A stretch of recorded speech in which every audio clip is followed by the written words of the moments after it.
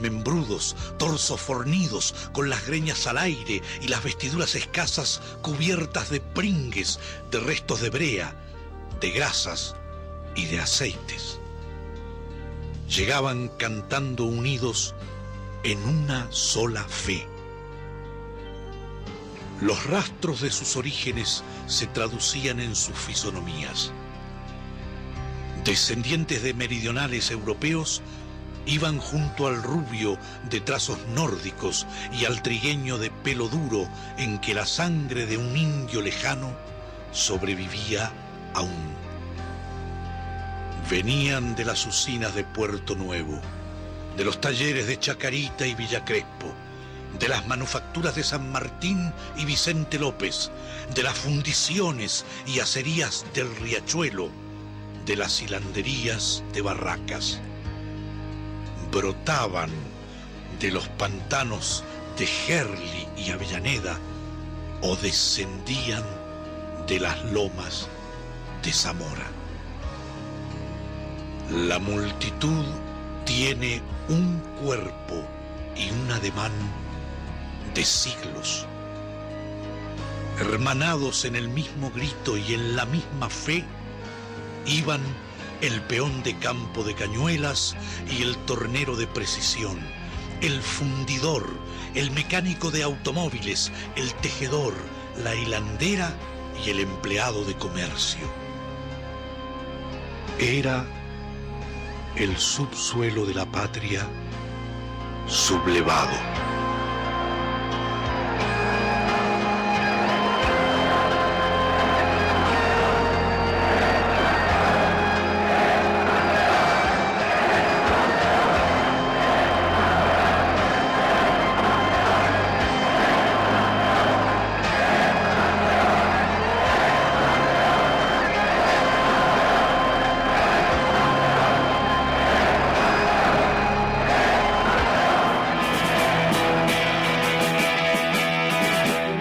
Esta nueva misión del subsuelo de la patria, a este quinto programa. Hoy nos convocan tres temas que están íntimamente relacionados, que son los medios concentrados de comunicación, la reforma judicial, la democratización de la justicia vendría a ser, y su relación política entre ambos, entre su forma de cómo ellos se conservan en el poder. Y como hoy vamos a hablar de medios, elegí hablar de los medios porque ayer también se conmemoró el Día del Periodista. Fue el año 203 de haberse creado el diario La Gaceta, el primer diario que se crea luego de la Revolución de Mayo de 1810, escrito, conducido por Mariano Moreno, un patriota. Y para conmemorar a otro patriota, alguien que dio la vida por sus ideas, alguien que se jugó por escribir lo que a él le parecía, lo que él sentía, teniendo un pensamiento crítico desde todos los lugares. Un ejemplo de militancia es Rodolfo Walsh. Así que preparamos un pequeño homenaje para él y volvemos con más del subsuelo de la patria. Al cumplirse el primer aniversario del golpe de Estado del 24 de marzo de 1976, Rodolfo Walsh dio a conocer su último texto, la carta abierta a la Junta Militar. Es la más reveladora descripción de los siniestros objetivos de la dictadura, pero también el regreso del escritor tras varios años de silencio. La censura de prensa, la persecución a intelectuales, el allanamiento de mi casa en el Tigre, el asesinato de amigos queridos y la pérdida de una hija que murió combatiéndolos, son algunos de los hechos que me obligan a esta forma de expresión clandestina después de haber opinado libremente como escritor y periodista durante casi 30 años. Han restaurado ustedes la corriente de ideas e intereses de minorías derrotadas que traban el desarrollo de las fuerzas productivas, explotan al pueblo y disgregan la nación. Una política semejante solo puede imponerse transitoriamente, prohibiendo los partidos, interviniendo los sindicatos, amordazando a la prensa e implantando el terror más profundo que ha conocido la sociedad argentina. 15.000 desaparecidos, 10.000 presos, 4.000 muertos, Decenas de miles de desterrados son la cifra desnuda de ese terror. No son, sin embargo, los que mayores sufrimientos han traído al pueblo argentino, ni las peores violaciones de los derechos humanos en que ustedes incurren. En la política económica de ese gobierno debe buscarse no solo la explicación de sus crímenes, sino una atrocidad mayor que castiga a millones de seres humanos con la miseria planificada.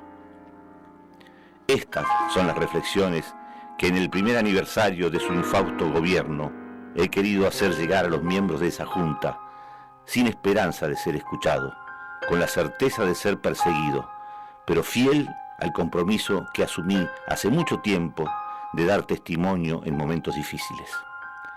Rodolfo Walsh, cédula de identidad 2845022, Buenos Aires, 24 de marzo de 1977. Rodolfo Walsh, luego de escribir esta carta a la Junta Militar, fue secuestrado y desaparecido al día siguiente. Bueno, voy a presentar a Nicolás Canosa, el co-conductor que está todos los sábados acá acompañándonos, y para hablar sobre el tema tenemos a dos grandes compañeros, a Juan Cruz Cabral, miembro de la Conducción Nacional de Periodismo Militante, aparte director de la revista Capiangos. ¿Cómo estás, Juan? Bien, y vos, Manuel, gracias por la invitación. Gracias a los dos. Bueno, gracias por venir.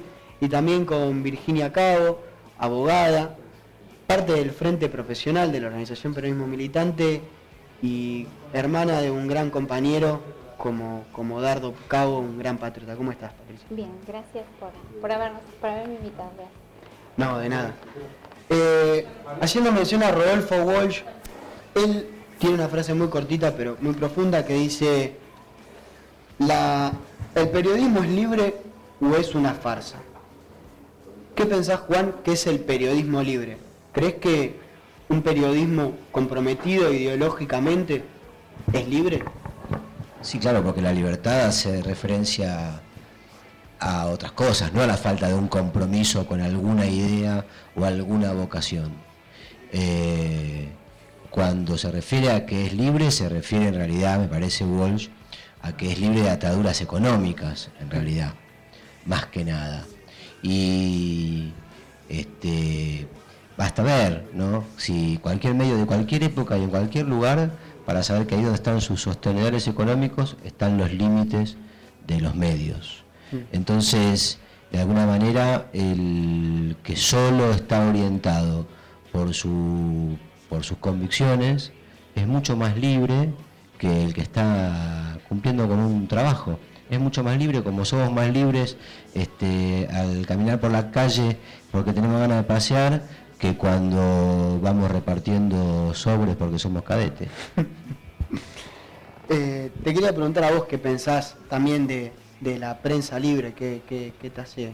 Mira, viendo lo de Walsh y justamente la época de que se trata, ¿no? Nosotros en el Frente Profesional, entre otros también hay psicólogos, y voy a hacer referencia a un término que creo que nos puede llevar desde de aquella época a esta, que es el percepticidio.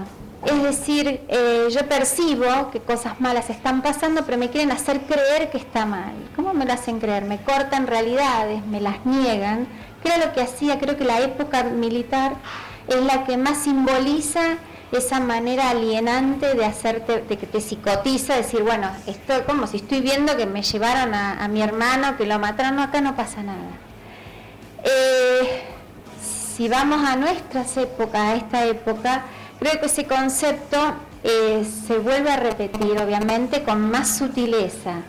Me recortan realidades, me hacen ver en la televisión cosas que pasan que no pasan, me repiten cosas que no son, y creo que nuestra tarea militante es tratar de, además de que nos enojamos mucho cuando vemos esto, es poder ayudar primero a nuestros compañeros y a los demás a tratar de develar y revelar, digamos, esta mentira. Me parece que claramente son manejos monopólicos, que tienen que ver con el poder económico en aquella época y sigue igual, de otra forma, pero sí. Juan, de algún modo el imperialismo norteamericano sustituyó el poderío bélico por el poderío de los medios de comunicación y de la disputa simbólica para penetrar en las conciencias de los ciudadanos latinoamericanos. ¿Cuál es el rol que estos medios de comunicación ocupan en la etapa que estamos viviendo hoy en el siglo XXI? ¿Y qué convivencia hay entre eso y los miembros de los medios? Mira, la penetración cultural y simbólica, la sustitución simbólica, es un hecho que en la Argentina proviene desde sus inicios. La Argentina se despojó de sus lazos coloniales, los militares, digamos, con la guerra de independencia, pero paralelamente a eso fue construyendo lazos comerciales muy sólidos, sobre todo con la Gran Bretaña, con Inglaterra, muy sólidos, sobre todo desde Buenos Aires, desde el centro del viejo virreinato, que se dedicaba a exportar e importar básicamente, y a ese tráfico económico le correspondió también un tráfico cultural. Ese tráfico cultural es el que fue generando una suplantación simbólica, y se empezó a pensar la Argentina desde parámetros europeos, sobre todo en materia económica ingleses, en materia cultural franceses. Un europeísmo muy fuerte de lo que fueron las clases ilustradas originalmente, ¿no? Las clases cultas, que estaban enfrentadas a las clases populares, las que podemos ver a los caudillos federales, ¿no? Entonces en Argentina se generó un gran aparato cultural de dominación, que es mucho más difícil de percibir que un aparato militar. Vos tenés un soldado que te ocupa tu territorio y vos lo ves, ahí está el enemigo visible. Ahora, cuando el bombardeo es desde la idea y cuando las otras ideas están desplazadas o silenciadas, ahí se complica. En el transcurso del siglo XX, la Argentina fue mutando una dependencia respecto de la Gran Bretaña a una dependencia a los Estados Unidos. Y también fueron mutando en esa época los capitales, y fueron mutando también los medios de comunicación. Luego, los medios de comunicación y los capitales mutaron y se fueron fusionando en prácticamente lo mismo, como son hoy, que son en realidad, los medios de comunicación son en realidad empresas capitalistas, digamos, empresas de negocios, ¿no? Unidades de negocio que están destinadas no a informar, sino a hacer dinero. Ese es el objetivo principal. La forma de colonización mental, digamos, ¿no? Cambió. Cambió de cómo era con los británicos, que fue la base, que es la base, el sustento en realidad histórico de eso, a cómo es con la etapa norteamericana, donde lo que hubo fue cada vez más y más concentración de medios. Por eso, en realidad, si uno mira las terminales de todos los grandes medios de comunicación de la América Latina, lo que va a encontrar es que todos terminan, todos tienen en algún lugar en el paquete accionario dueños que son el JP Morgan, Goldman Sachs, que son dueños también de empresas en Estados Unidos, con sede en Estados Unidos en general, aunque hay empresas transnacionales, ¿no es cierto?, pero vinculados al sistema de poder norteamericano, y que además su generación de sentido sucede a partir, para América Latina, de la ciudad de Miami, en Florida, donde reside el núcleo de la reacción antipopular llamada latina por los norteamericanos, como en la CNN en español, que los latinos esto, los latinos lo otro, y ahí está un núcleo de generación de sentido y de sinsentido, porque en realidad es un sentido generado en un lugar tan ajeno a nosotros mismos, que genera un sentido que en realidad nos disocia, porque también esto que vos decís, ¿no? Esta sustitución es como una disociación. Los venezolanos hablan de los disociados, o hablaban en una época de los disociados respecto de aquel que no logra ver su propia realidad y se deja cooptar por el discurso dominante. ¿Sabés qué creo? Que sí, conspira o contribuye, digamos, a todo esto, justamente es la globalización. Me parece que es tratar de de que todos tenemos que hacer, no sé, mira Colombia cómo consiguió como es tapa de Times y todos tenemos que hacer o pensar que el Times es nuestro referente porque estamos y como nos hacen creer, nos hacen ver. Hace poquito había un reportaje que le hicieron a Correa en ese sentido. Y por eso es tan difícil de poder descubrir qué es lo que están diciendo y qué es lo que es nuestro, qué es lo que es la verdad. Y lo que me parece terrible, que es una cotidianeidad, es la mentira. O sea, yo puedo, en la diversidad de información, ¿no? Puedo entender justamente que dentro del periodismo haya ideologías diferentes, pero me parece de una deshonestidad mayúscula la mentira. Entonces, eso no es lo que es lo que más me están vendiendo, mentiras, no ideologías distintas, obviamente con un proyecto ideológico diferente, ¿no? Pero se exacerbó la mentira en los últimos tiempos. Totalmente. Bueno, a ver, tenemos ejemplos a montones que sucedieron estos días y uno de los showman más estelares que tiene la corporación como la NATO y todo esto, me quieren vender mentiras, cosas que dicen esto está chequeado y después lo vemos, no está chequeado, no está nada. Contra personajes atractivos, entre comillas para algunos, se hace difícil decir, no, me estás mintiendo, no estás pensando distinto, porque si no parece que lo que se pretende es que todos pensemos igual. Y nuestro proyecto político no pretende eso, digamos, justamente no es así como se construye un país, sino que me están mintiendo, y eso sí. Y hay un parentesco, ¿no? Entre la globalización, la homogeneización y la homogeneización del pensamiento y la idea de la independencia. Porque la idea de la independencia es, si sos independiente tenés que pensar esto. El que es independiente tiene que estar en un lugar determinado, ¿no? Y puedo decir, en realidad, si te hablan de un lugar no tan independiente, sino o no en ese sentido, sino desde un lugar ideológico claro, desde un posicionamiento claro, digamos. Sí. Entonces, bueno, es leal claro. Si vos pensás así, vos sos de derecha, vas a tener un proyecto de este sentido. Yo, digamos, tengo otro proyecto, punto. Pero mentirme, ya, bueno. Se interrumpí, chicos. No interrumpiste nada. Pero para ampliar el debate vamos a ir al primer informe del programa, que está Joseph Stiglitz, Premio Nobel, y Víctor Hugo Morales, que presenta. Esta semana, hoy, Página 12, a través de Horacio Berbisky, ofreció un servicio muy especial. Sorprendió en la semana que Joseph Stiglitz, que tiene una visión positiva de lo que está ocurriendo en América Latina, estamos hablando del Premio Nobel de Economía, había dicho, parece ser que después de participar de un cónclave sumamente importante, en un pasillo le preguntaron algo sobre la cuestión de las estadísticas y dijo lo que por supuesto hay que decir, que las estadísticas tienen que ser serias y todo lo demás. Aprovecharon para titular Clarín, Stiglitz preocupado por las estadísticas. Esto es lo que dijo Stiglitz únicamente. Y La Nación también, igual, diciendo Stiglitz advirtió sobre los riesgos de no tener estadísticas adecuadas. Qué lástima, se les chispoteó lo que realmente importaba de lo que dijo Stiglitz en estos días. Vamos a empezar, van a ver ustedes lo que opina este hombre, Premio Nobel de la Economía, sobre los medios de comunicación, sobre el rol que tienen, sobre el derecho de ustedes a estar informados, pero a estar informados de verdad, porque lo que señalaba hoy Horacio Berbisky se hará realidad claramente en estas palabras que van a escuchar ahora. Nexus between politics, political inequality and economic inequality that the control of the media, in which the control of the media plays an important role.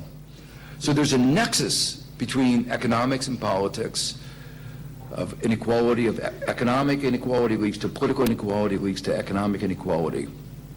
But the extent to which that happens, the press plays a very important role. If you have a very concentrated press, the ability to leverage economic inequality into sustaining economic inequality is even greater. And in many Latin American countries, the level of concentration of the press and the link between the political elites and the political inequality is particularly great.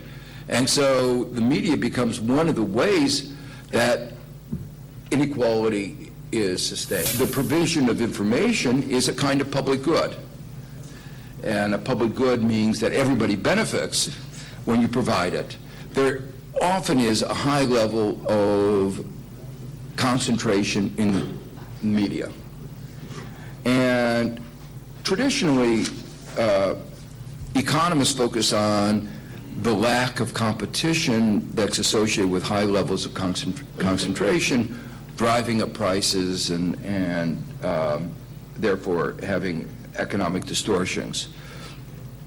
But what I think the consequences of concentration here are markedly worse because they undermine the marketplace of ideas, which is fundamental to a democracy. And some countries have realized that because information is a public good, media is a public good, there needs to be public support. And one can have, I think a number of countries have demonstrated that you can have public support and independence. ¿Se dan cuenta ustedes? Ocultar, si quieren hablar de Stiglitz, no pueden ocultar esto que dijo que es tan importante. Claro, les toca a ellos, los denuncia a ellos. Va como un enorme halago a la lucha que se está desplegando en América Latina, pero particularmente en la República Argentina. Soslayaron todo eso y tomaron de Stiglitz tan solo lo que les servía para ese discurso tan conocido de ellos. Pero esto tan valioso de entender para aprender sobre el rol del Estado, sobre lo que tienen que ser los medios de comunicación, sobre su derecho a informar, sobre lo que no se puede ocultar, sobre la desigualdad económica auspiciada por la desigualdad que se da a través de los medios de comunicación también, esto lo pasaron por alto. Y esto también es mentir. Porque si se quiere hablar de Stiglitz, no podían omitir nada de lo que ustedes acaban de ver y que detectamos hoy, salimos a buscar por suerte, lo pudimos encontrar gracias a esa nota de tapa de Página 12. Bien, interesante lo que decía el Joseph Stiglitz. Creo que el tipo marcaba cómo los medios de comunicación están concentrados en Latinoamérica y frente a eso cómo las organizaciones políticas como peronismo militante debemos enfrentar este problema que es trascendental en la batalla cultural que estamos combatiendo. ¿Cómo debemos hacerlo? Supongo que hay muchas maneras de hacerlo. En todo caso, lo que ya empezamos, ya estamos sobrados en la conciencia de que esto es una necesidad. Lo otro que hay que hacer es, me parece a mí, generar estos espacios. La concentración lo que genera es esa uniformidad de opinión o pensamiento único,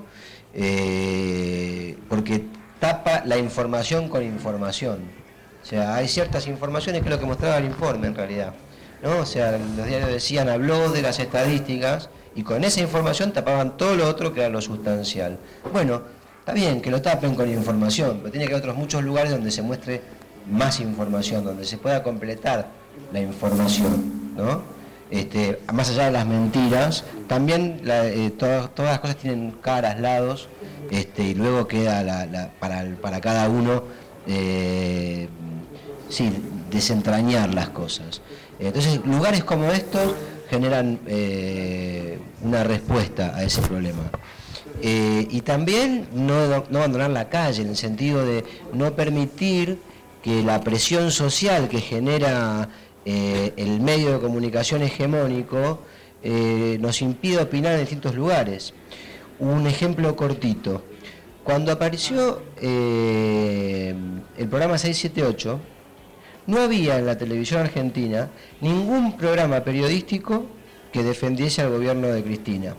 Y Cristina había ganado, para la época de la 125 del despelote con el llamado Campo, había ganado las elecciones hacía pocos meses, 4 meses, 5 meses, había asumido hace 4 meses. Y no había ningún programa.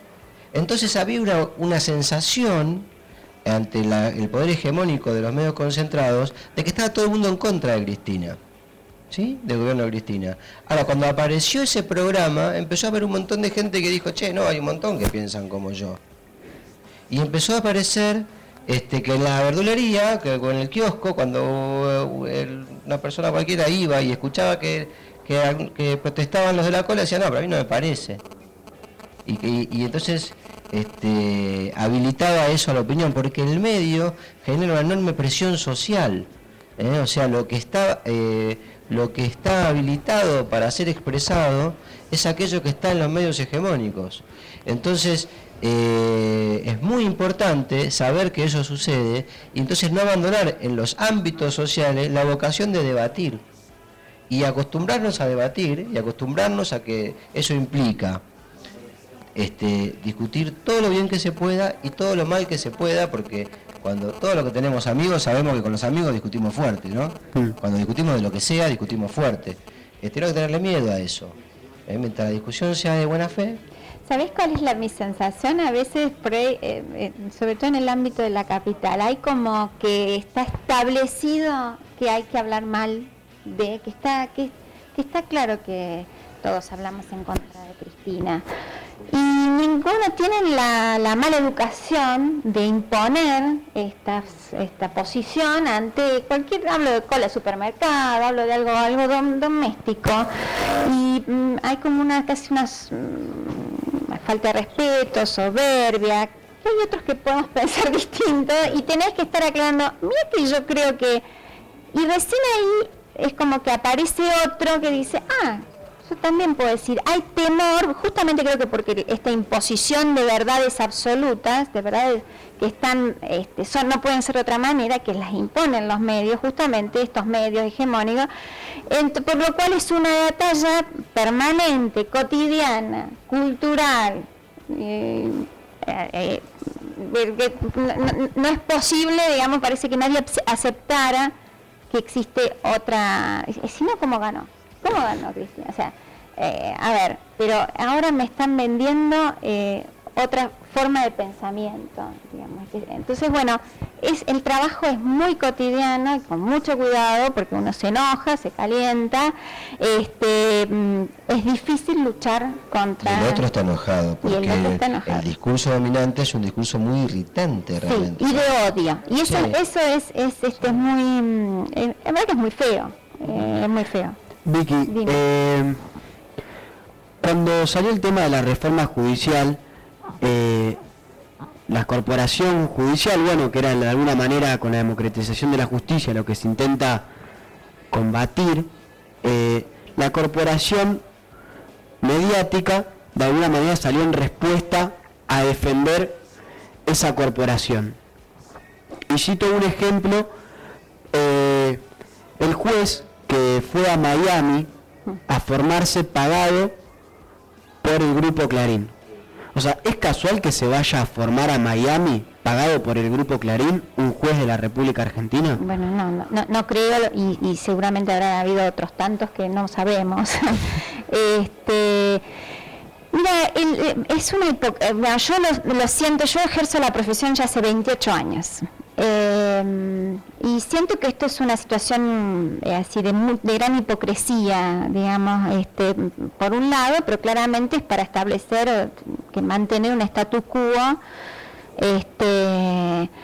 porque por formación, digamos, parece que nuestra ciencia jurídica no se puede tocar y nadie puede meterse en ella porque es sagrada. El derecho en realidad es algo de sentido común, alguien tiene que decir vos tenés razón, no tenés razón, y punto, digamos, más allá de las palabras difíciles y todo esto. Pero bueno, hay como un sentirse un poco más arriba de otro.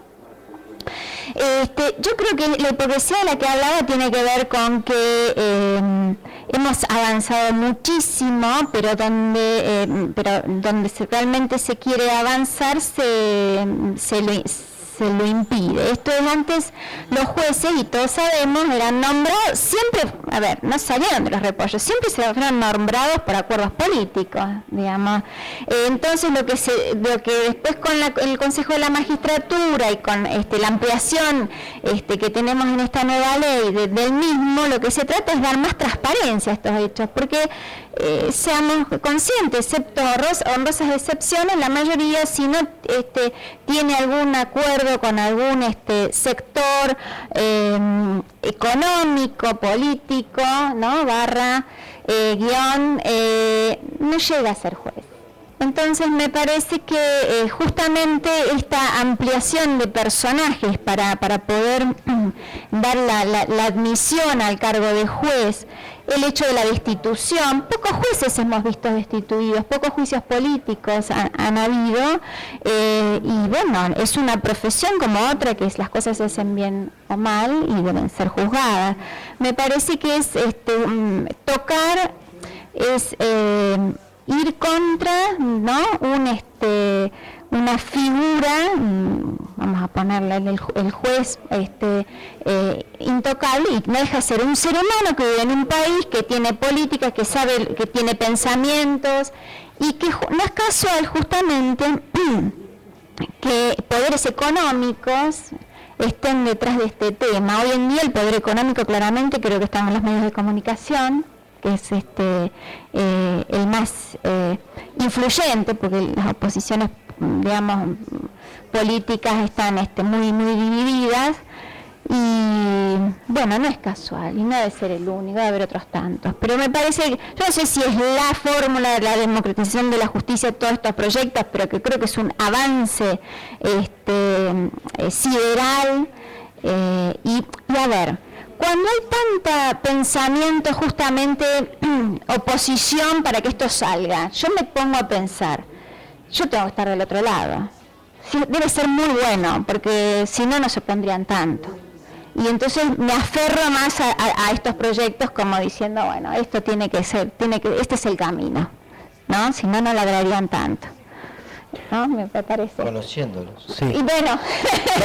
Vamos a ver el segundo informe que habla Agustín Rossi sobre la democratización de la justicia en la Cámara de Diputados. Se diseñó el Consejo de la Magistratura, y la verdad que en ese diseño y en esa búsqueda del diseño, lo que terminó haciendo fue fortalecer los rasgos más corporativos del Poder Judicial. Nosotros no queremos que el Poder Judicial sea una corporación. Ahora, no podemos negar los rasgos corporativos que tiene el Poder Judicial. Se acentuaron esos rasgos corporativos. El carácter endogámico del Poder Judicial se vio fortalecido por el resultado de la aplicación del Consejo de la Magistratura.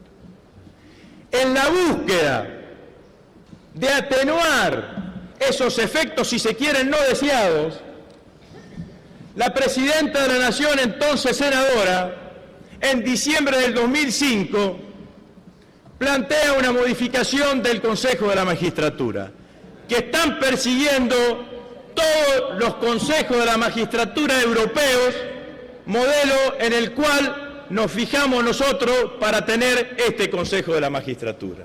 La tendencia es exactamente la misma: limitar el poder corporativo y darle mayor injerencia a la voluntad popular. Mire, vamos a tener un beneficio directo. Va a conocer el pueblo argentino quiénes son los consejeros que están dentro del Consejo de la Magistratura, porque van a estar obligados a buscar legitimidad, y van a estar obligados a buscar legitimidad popular, lo cual significa que van a tener que decir qué fallos tuvieron, cuál es la jurisprudencia que acentuaron, cuál es su trayectoria profesional, como cada uno de nosotros hace cuando va y se enfrenta en una elección.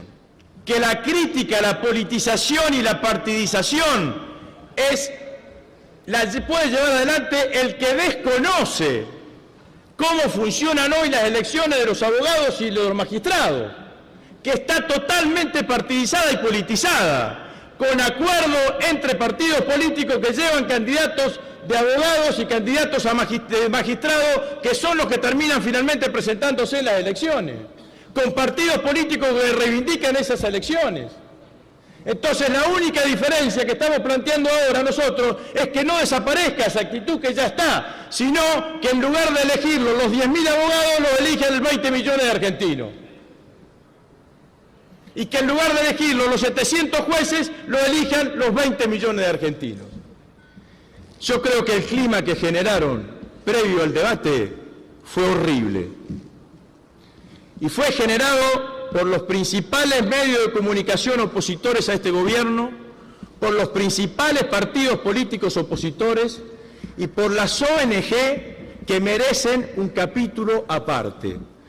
Vaya mi absoluta solidaridad para los 12, que en realidad son 13, porque lo cambiaron a Ibarra por fortuna, diputados que fueron expuestos por esa campaña de las ONG.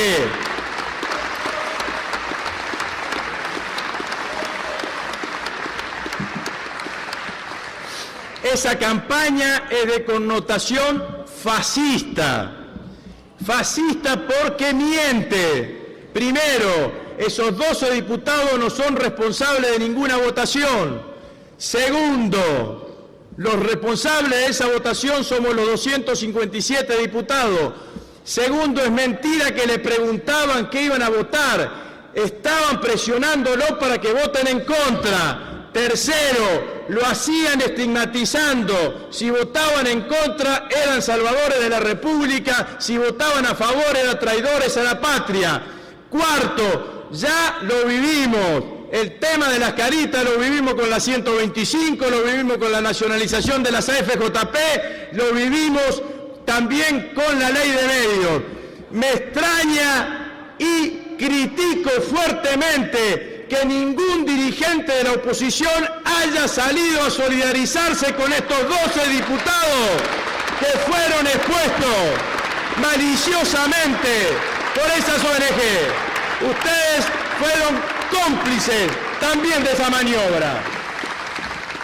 Lo que más tristeza me genera es que generan un clima tan horrible que inoculan odio al conjunto del pueblo argentino para un lado o para el otro. Son profetas del odio. Profetas del odio. Adaláteres del desánimo. Correos de malas noticias.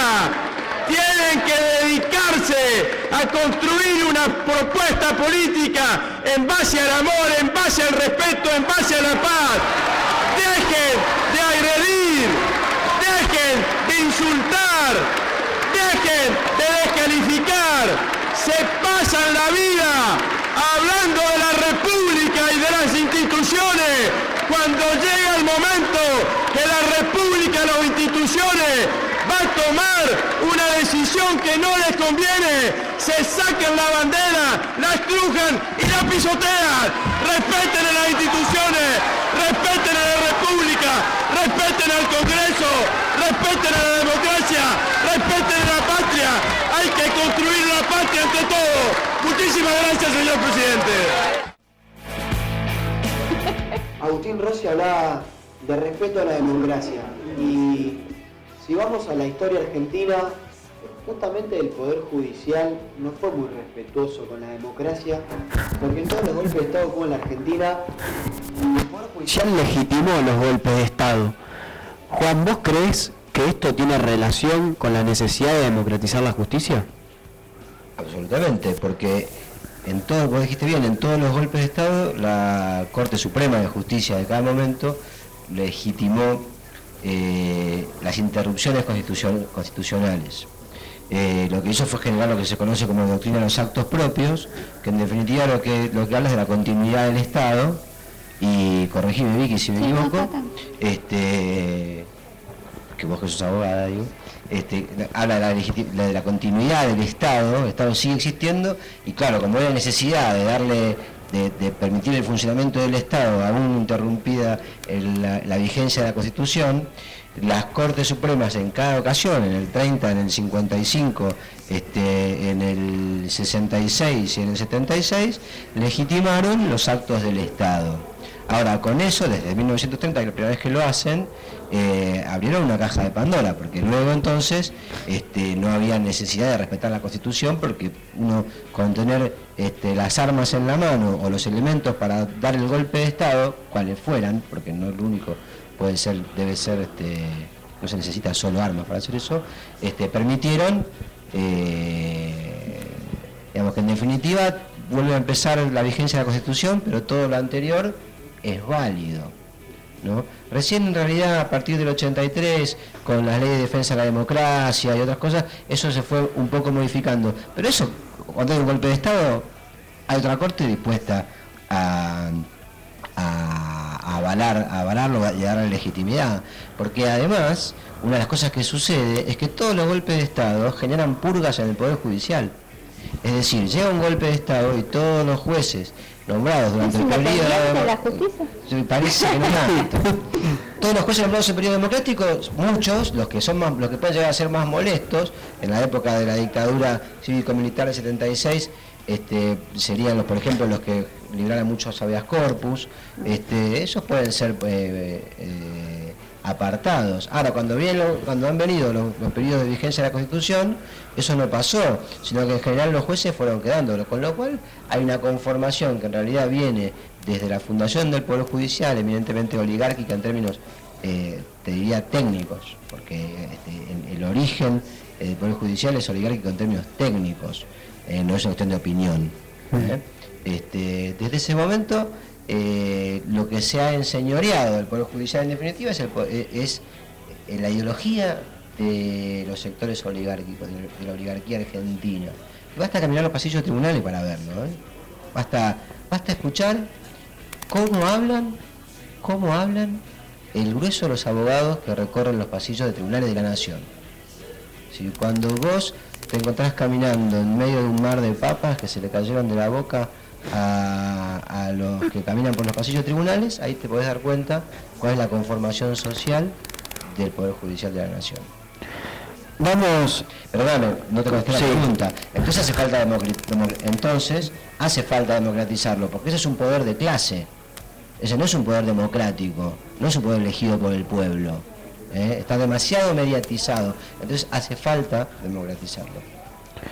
Perfecto. Con esto vamos al último informe que el ministro de Justicia, Julio Alac, en la Cámara de Senadores, explicando por qué la necesidad de la reforma de las cautelares. No estamos planteando nada nuevo, al contrario, estamos tratando de desarrollar una normativa que ponga equilibrio entre los intereses del Estado y los intereses de los particulares. Cuando se escuchan voces que tratan de ver en el proyecto de medidas cautelares un instrumento para que el Estado no cumpla con las obligaciones que debe cumplir, podemos decir que es una gran mentira, es una gran falacia. Lo que se trata es de mantener esta laguna jurídica para que tengamos un Estado indefenso, pero no ante el individuo, sino ante los grandes grupos económicos, ante las corporaciones. Y los grandes estudios jurídicos de esta ciudad de Buenos Aires, que han sido también los elaboradores de la letra ideológica para que no exista Código Contencioso Administrativo Federal ni un procedimiento de cautelares. Se da repetidas veces que un grupo económico, una sociedad, asesorado por grandes estudios jurídicos, eligen al juez, eligen la competencia. Como la cautelar se puede presentar ante cualquier juez, se hace un proceso de selección. Y se eligen en muchos casos jueces que son incompetentes, y esto todos lo sabemos. Y no se ha hecho en forma aislada, sino que se hace en forma permanente, continua, y lo que ha llevado a decir incluso a la misma Presidenta de la Nación la existencia del Forum Shopping. Porque, como bien se ha dicho, quien determina la legalidad de una petición no es la cautelar, sino la sentencia. Entonces se utiliza la cautelar para buscar el juez, para dilatar el procedimiento y para que nunca haya sentencia, con el objeto de lograr la satisfacción sin que se abra prueba. Esto ha sido muy común y se ha transformado en un negocio de grandes estudios jurídicos y un negocio de las grandes corporaciones y los grupos económicos. Porque la inmoralidad y el negocio está sustentado en el logro de cautelares eternas, que es lo que hay que poner fin con este proyecto de ley, que no es ninguna novedad en el ordenamiento jurídico argentino, porque las provincias nos han anticipado, y bien nos han anticipado el Estado federal con sus legislaciones. Apoyo totalmente, lo digo así, a los gritos de todo corazón, a la presidenta, por la democratización de la justicia. ¿Por qué estos señores, como dije en Tucumán, qué se creen estos señores? ¿Reyes, marcianos? Para que no paguen impuestos, para que nadie los toque, para que estén vitalicio ocupando ahí cargo hasta que se mueran, y resulta que nosotros las madres no vemos pasar, no aparecen nuestros hijos, no tenemos justicia, todo queda en la nada. Con las causas y nuestro dolor hacen negocios y no puede ser. Entonces, eso es lo que yo quiero, que haya jueces actualizados, estudiosos, que todos los argentinos que les pagamos un sueldo sepamos de dónde viene, quiénes son, cuál es su currículo, y que se capaciten, se preparen y hagan verdadera justicia y no arreglos políticos con los amiguitos políticos. No. Entonces, yo apoyo lo que dice Cristina, porque estamos viviendo en el año 2013. En otros países del mundo no es así. La ley de medios de comunicación audiovisuales no entró en plena vigencia por la vigencia de medidas cautelares. ¿Cómo funcionan, Vicky, estas medidas y qué se plantea la reforma judicial con respecto a estas? Bueno, claramente, en mi criterio es una chicana judicial. O sea, en general siempre los abogados hablamos de chicanas, son herramientas procesales que hacen que los juicios se alarguen y todo esto. Pero claramente esta herramienta está usada como un abuso, y en definitiva lo que a mí además como abogada me molesta cuando ejerzo la profesión y pasan estas cosas es decir, señor juez, resuelva. A ver, la medida cautelar en sí misma no es ni buena ni mala, está claro, y es lógico que ante una ley de medios que alguien dice que no tiene que proceder, bueno, no es cuestión de, entre comillas, desapoderarlo de los bienes que se supone que habría que hacer o de las ventas que tendrían que hacer para que la ley de medios entre en vigencia, porque no se podría volver atrás. Entonces quizás una cautelar hasta que se resuelva, digo, técnicamente no está mal. Ahora, si eso me sirve, digamos, o les sirve para dilatar sine die la cuestión y finalmente no resolver, eso no es dar justicia, digamos. Entonces me parece que la norma que está vigente, o bueno, también está, digamos, ahora cuestionada, pero que se sancionó, que tiene que ver con la limitación de las cautelares para el Estado, me parece absolutamente razonable, pero hablo de razonabilidad. Además, se llegaron a decir cualquier pavada, como que los amparos no existían más. Las medidas cautelares es una herramienta procesal que sigue vigente, es como para decir, paremos la pelota acá o tomemos esta precaución mientras resolvemos. Ergo, resolvamos. Además de los 6 meses, está planteada la posibilidad de prorrogar los 6 meses más. Entonces, ¿de qué estamos hablando? Digamos, me suena, digamos, estas negativas muy feas, digamos.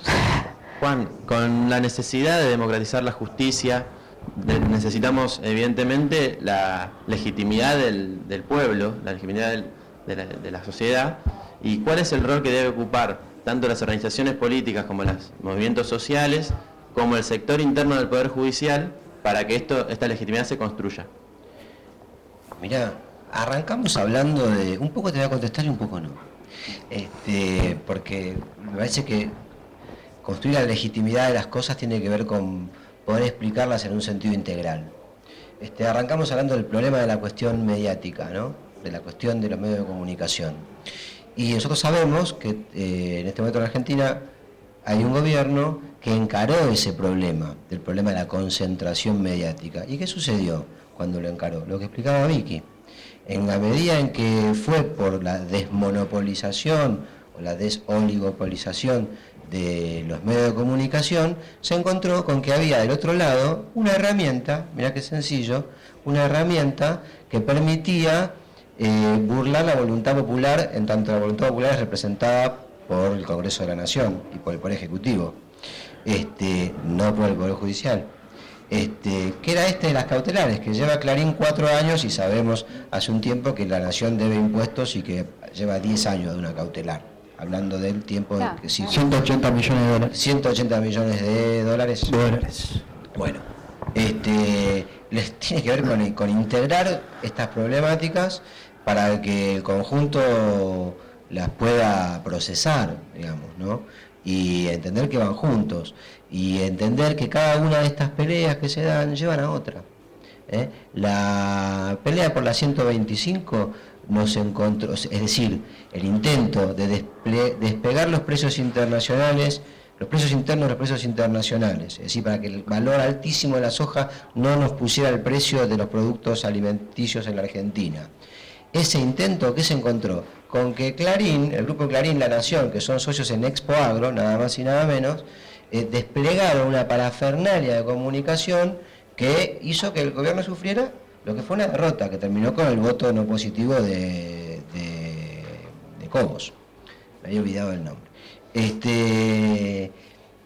¿No? Hay gente que es un eufemismo. Rutilante. Es un eufemismo, voto negativo. Claro, voto negativo. El otro no tuvo lo que tenía que tener para decir voto negativo. Claro, tal cual. Perdón. Bueno, así son las estrellas a veces. Digo, eso terminó ahí. ¿Y qué es lo que demostró? Y bueno, que había un aparato comunicacional al cual enfrentar en serio, no hay que tener miedo a decir que se enfrenta un aparato comunicacional. Y cuando enfrentamos el aparato comunicacional nos encontramos con ¿qué? Y con que una cautelar te permitía frenar la voluntad popular. Entonces, ¿qué hubo que hacer? Y bueno, vamos a pensar cómo hacemos para que estas cosas no pasen. Y entonces la legislación de democratización de la justicia va también, junto en el paquete grande, va el tema de las cautelares que le pone un límite en el tiempo. Con ese límite en el tiempo, como está ahora, hace 3 años que tendríamos ley de medios y hace 9 años que la Nación hubiese pagado los 180 millones de dólares, ¿sí que son? Bueno, hay que integrar todo eso, poner todo eso, entender que son cosas que van de la mano. Algunos dicen todo tiene que ver con todo, cosa que es insufrible, pero la verdad es que lo que no hay que hacer es disociarse uno en cada cosa, y eso es lo que hacen los medios, te separan una cosa de la otra y nunca podés ver una integralidad. Bueno, se nos está terminando el programa. Juan Cruz, muchas gracias por venir. A vos, Vicky, también, muchas gracias por venir. ¿Puedo pasar un aviso? Sí, pasa un aviso. Quiero recordarles a todo peronismo militante que está al frente de técnicos y profesionales al que se pueden integrar con gusto y alegría y amor para hacer cosas, y que estamos intentando integrarnos lo más plenamente posible dentro de los territorios y colaborando con eso. Bueno, para terminar vamos con el segundo homenaje de hoy, porque un día como hoy, hace 57 años, en 1956, un grupo de militantes y civiles y militares que apoyaban al general Valle, quienes encabezaban la resistencia del peronismo, o sea, esto habla del primer grupo de asesinados y de alguna manera perseguidos políticos y proscriptos por el peronismo. O sea, del peronismo, no por el peronismo, sino del peronismo. Ellos están organizando una contrarrevolución a la del golpe cívico-militar de 1955, donde hubo fusilamientos en Lanús, José León Suárez, Campo de Mayo y La Plata. Para cerrar y para irnos, armamos un pequeño videíto en homenaje a estos compañeros. Nos vemos en el próximo Subsuelo de la Patria. En el año 56, unos compañeros, vecinos, trabajadores, se juntaban porque estaban comprometidos con el general Valle. En ese momento estaba trabajando por una contrarrevolución, por el retorno del general Perón. Los detuvieron ahí en esa casa, ahí en Florida. Luego los traen acá a San Martín, a la primera regional de San Martín. El mando mayor decide y ordena el fusilamiento de estos compañeros. A partir de ese instante el relato se fragmenta. estalla en 12 o 13 nódulos de pánico. Dice Gavino, yo creo que nos matan. Carranza sabe que es cierto, pero una remotísima esperanza de estar equivocado lo mantiene caminando. Junta no espera más, corre, Gavino hace lo mismo. El rebaño empieza a desgranarse. Tírenles, vocifera Rodríguez Moreno. Libraga se arroja de cabeza al suelo. Más allá, Diquiano también se zambulle. La descarga truena a la noche. Junta siente una bala junto al oído. Detrás de un impacto, un gemido sordo y el golpe de un cuerpo que cae. Probablemente es Garibaldi. Con prodigioso instinto, Junta se corta a tierra y se queda inmóvil. A Carranza, que sigue de rodillas, le apoyan el fusil en la nuca y disparan. Más tarde le acribillan todo el cuerpo. Sobre los cuerpos tendidos en el basural a la luz de los faros, donde hierve el humo acre de la pólvora, flotan algunos gemidos. Un nuevo crepitar de balazos parece concluir con ellos. Pero de pronto Libraga, que sigue inmóvil e inadvertido en el lugar en que cayó, escucha la voz desgarradora de su amigo Rodríguez que dice: mátenme, no me dejen así, mátenme.